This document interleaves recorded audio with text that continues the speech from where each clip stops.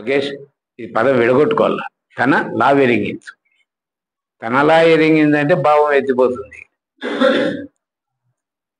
తన లా వెరింగించు అంటే ఈ గ్రంథము యొక్క గొప్పతనము తెలియజేస్తుంది. ఏమి ఈ గ్రంథంలో ఉండే గొప్పతనము అంటే జనన మరణం అనేది ఏదైతే ఉందో, చావు పుట్టుకలు అనేది ఏదైతే ఉందో, పుట్టడము పెరగడము నశించడం అనేది ఏదైతే ఉందో అది లేకోకుండా చేస్తాది. జనులారా, ఒక్క జనులకి సమస్త జీవరాశులకు కాదు. అంటే జన్మించడము, నా అంటే నశించడము అనేది కాదు.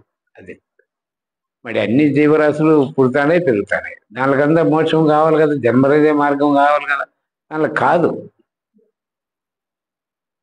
దీన్ని గ్రహించుకునే శక్తి ఒక మానవునికి మాత్రం ఉంది కాబట్టి జనులారా అని సంబోధించినాడు. మరి అందరూ ఇప్పుడు కార్యక్రమాలు జరిపినారంటే విష్ణువుకో, బ్రహ్మదేవునికో, లేకుంటే ఈశ్వరునికో ఈ విధంగా చేసి పొగిడి చేస్తారు. కానీ ఇక్కడ వాళ్ళంతా లేనివారే అని కదా,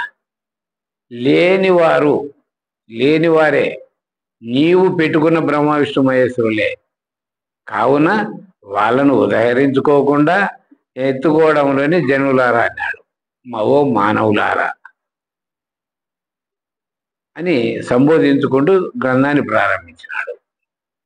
వినువారికి కనువారికి, వినే వాళ్ళకు విన్నది గ్రహించినటువంటి వారు కనువారంటే గ్రహించినటువంటి ఈ బోధ అంతే. వెనకనే అడ్డం మాట్లాడేది చేసే వాళ్ళకి కాదు. ఇది పూర్తిగా ఎన్నల్ల గురువు ఏం చెప్తున్నాడు దాన్ని పూర్తిగా విని మళ్ళీ సంకల్పం దాంట్లో భావం అడగల. పూర్తి చెప్పేది అయిపోకనే అది ఎట్లా ఇది ఎట్లా అంటే ఏమంటాడు, తాను గ్రహించడం లేదు, చెప్పేవాళ్ళని చెప్పనే లేదు. అందుకే వినువారికి కనువారికి అని చెప్పినాడు.